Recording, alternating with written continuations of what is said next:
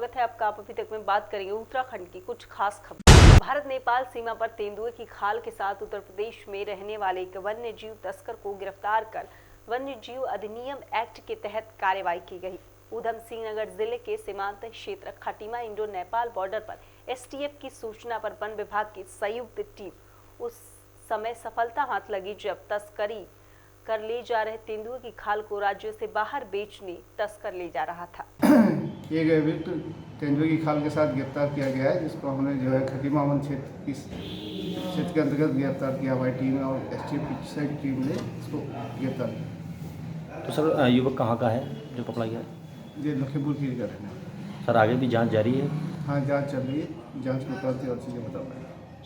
उत्तराखंड के चमोली में आई भीषण आपदा में लगातार रेस्क्यू कार्य किया जा रहा है। सरकार पूरी तरह लोगों की जान बचाने को प्राथमिकता देते हुए हर संभव प्रयास कर रही है। वहीं नेता प्रतिपक्ष इंदिरा हृदयेश का कहना है कि पूरा विपक्ष इस आपदा की घड़ी में परेशान है और हताश लोगों के साथ खड़ा है। सरकार से भी लगातार बातचीत हो रही है। मुख्यमंत्री त्रिवेंद्र सिंह रावत स्वयं नेता प्रतिपक्ष को बचाव राहत कार्य की जानकारी दे रहे हैं। नेता प्रतिपक्ष इंदिरा हृदयेश का कहना है कि सबसे पहली प्राथमिकता यही है कि जो फंसे हुए लोग हैं उनको बाहर निकाला जाए। देखिए, त्रासदी बहुत बुरी है और माननीय मुख्यमंत्री जी का मुझे टेलीफोन आया, उन्होंने बताया ऐसे ऐसे देखा है, लोग फंसे हुए हैं, हम पूरी कोशिश कर रहे हैं।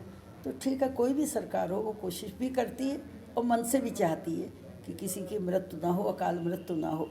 तो मैंने मुख्यमंत्री जी को राय दिया, वाटिका इंस्टीट्यूट और जितने इंस्टीट्यूट एक्सपर्ट हैं उनसे राय लेकर ऐसी व्यवस्था करिए, क्योंकि हम बहुत बड़ी त्रासदी झेल चुके हैं जिसमें देश भर के लोग यात्री आए थे कि कोई ना कोई अलार्म सिस्टम होना चाहिए, जिसे मैं या आप नहीं बता सकते, इसे एक्सपर्ट बता सकते हैं। तो मैंने कहा इसके बाद तत्काल आप जो भी एक्सपर्ट कमेटी होंगी यहाँ से लेकर दिल्ली तक जो आपकी जानकारी हो उसकी बैठक बुलाकर अलार्म व्यवस्था को मजबूत बनवाएं। क्या कार्यों से संतुष्ट है वहाँ के जो भी कार्य चल रहे हैं? देखिए, इससे ज़्यादा कुछ हो नहीं सकता था।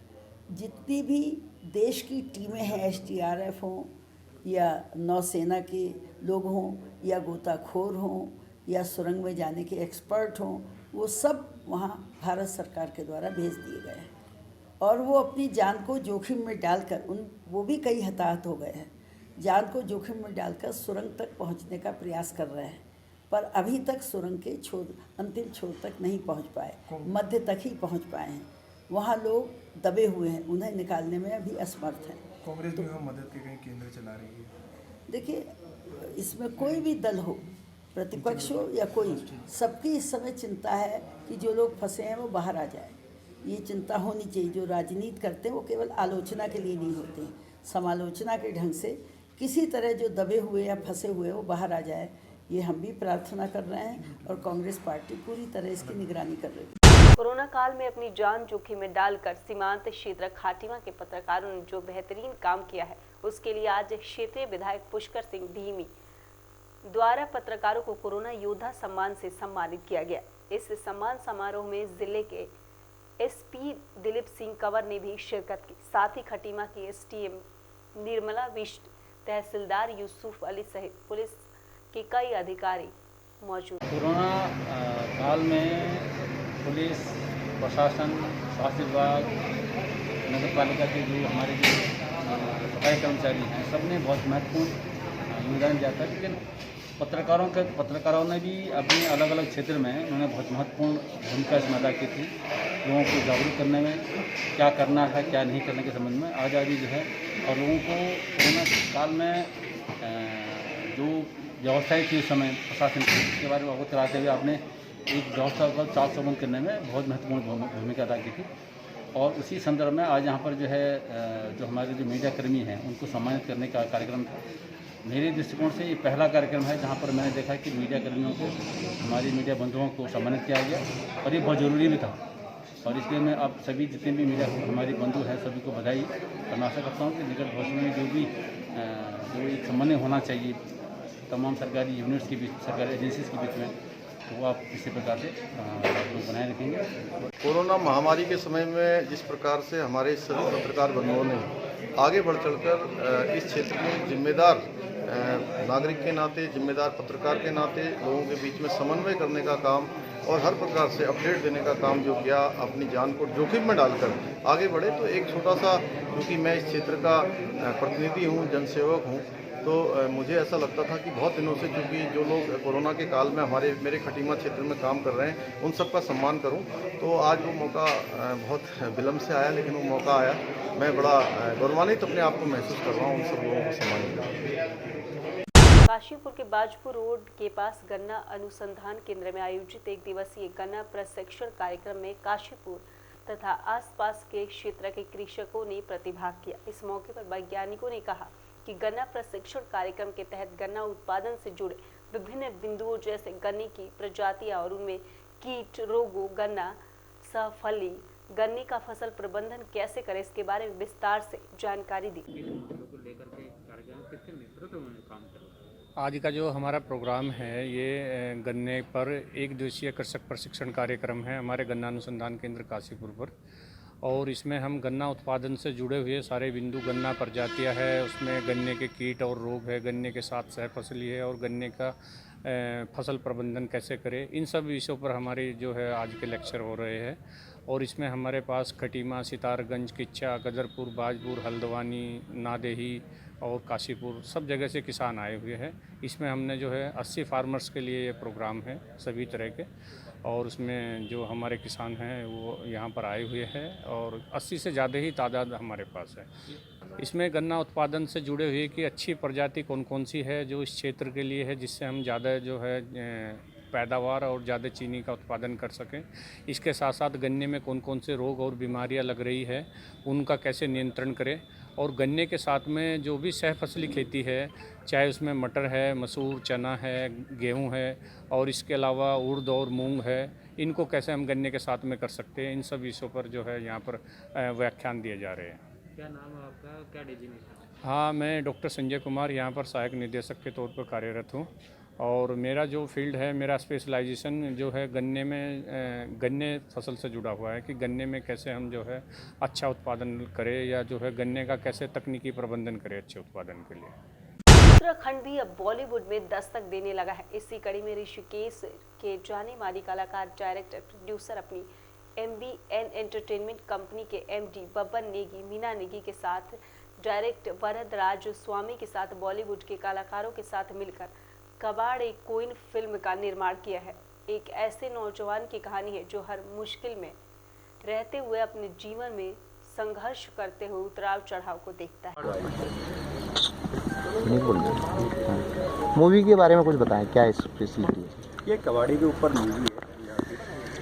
एक कबाड़ी अपने जीवन में कैसे संघर्ष करता है, एक सच्चाई के उसमें, आप बोलते रहो, एक सच्चाई के उसमें दिखा रही है।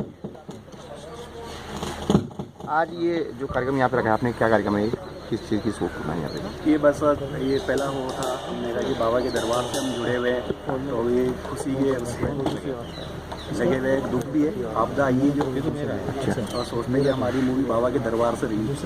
अच्छा, तो टेलर का भी यहाँ पे? हाँ, टेलर का भी है। इसमें आपका रोल भी है कोई? नहीं, मैंने प्रोड्यूस किया। आपका नाम? बब्बन नेगी। ठीक है।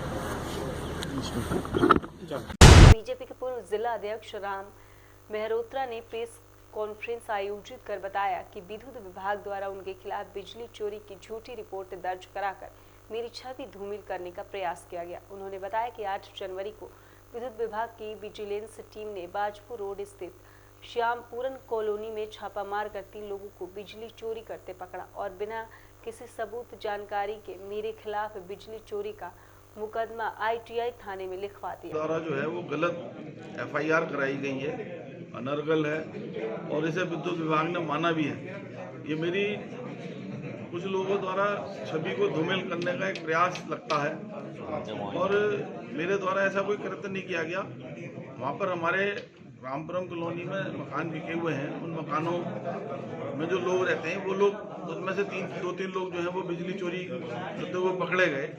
उनके खिलाफ उन्हें FIR करनी चाहिए थी। वहाँ पर किसी ने कह दिया कि उनका भी मकान है और मतलब उनके द्वारा काटी गई कॉलोनी है, तो उन्होंने मेरा नाम भी इस FIR में लिखवा दिया।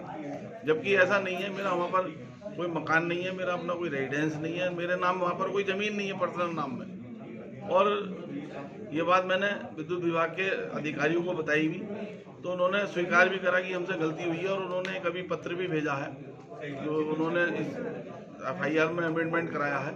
तो मेरा तो सिर्फ इतना कहना था कि ये एक तरीके से मेरी छवि को धूमिल करने का प्रयास था। और मैं विद्युत विभाग को भी ये कहूँगा कि पहले वो जो है वो अपने जो विभाग में जो चोरियां हो रही हैं उन्हें रोकें। विद्युत विभाग में जो उनके जेई और क्या नाम है लाइनमैन और जो लोगों से मिलकर और मीटर रीडर जो जिस तरीके से वहाँ पर बिजली की चोरी करा रहे हैं उस पर रोकने का प्रयास करें। अगर पहले अपने आप में सफाई करेंगे तो मैं समझता हूँ। हिंदी बॉलीवुड फिल्म की शूटिंग के लिए उत्तराखंड की वादियों में फिल्म निर्देशक के साथ कलाकारों को खूब पसंद आ रही है।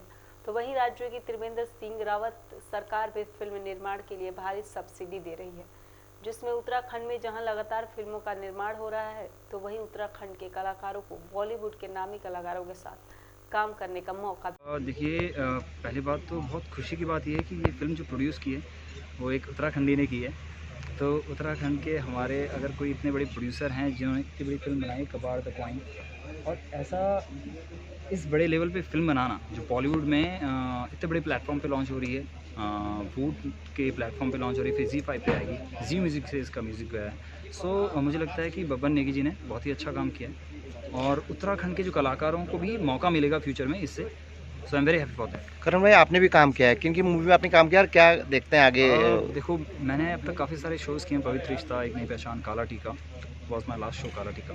और अभी मैं फिल्मों में काम कर रहा हूँ फिलहाल। तो फिल्मों के लिए एज ऑफ नाउ मैंने एक शॉर्ट फिल्म शूट की है जो फेस्टिवल्स के लिए जाएगी, ब्लैंक उसका नाम है, और एक आर्मी ऑफिसर की स्टोरी है। उत्तराखंड में लगातार मूवी शूट हो रही है, तो आपको लगता है कि उत्तराखंड के लोगों के लिए बहुत बड़ी बात है ये, और जो यहाँ के कलाकार हैं उनको भी चांस मिलेगा? बिल्कुल बिल्कुल, मुझे जहाँ तक पता लगा है अभी ऑलमोस्ट 100 से भी ज़्यादा फिल्मों की शूटिंग उत्तराखंड में प्लान्ड है इस साल। ओके। सो मैंने भी अभी फिल्म शूट की है जो उत्तराखंड में देहरादून में की है, और होपफुली मैं बहुत जल्द उसके your good name? Karan Sharma. Okay, thank you so much. Doiwala के लिए, पूरे उत्तराखंड के लिए बड़ा दिन कहूँगा कि बाबा जी के दरगाह पर बाबा मोहित जी के हाथों से कबाड़ द क्वाइन फिल्म का रिलीज़ किया गया, जिसको बब्बन नेगी जी ने बड़ी मेहनत के साथ बनाया। उत्तराखंड के हमारे देहरादून के निवासी हैं, नौजवान हैं, युवा है, उनमें एक उत्साह और जोश है। निश्चित रूप से यह फिल्म अपनी ऊंचाइयों को छुएगी। हमें तो गर्व ये है कि हमारे उत्तराखंड के नौजवान ने इतनी मेहनत करके इस फिल्म इंडस्ट्री में कदम रखा। उत्तराखंड की कुछ खास खबरों में फिलहाल इतना ही। फिर मुलाकात होगी कुछ नई ताज़ी खबरों के साथ। तब तक के लिए नमस्कार।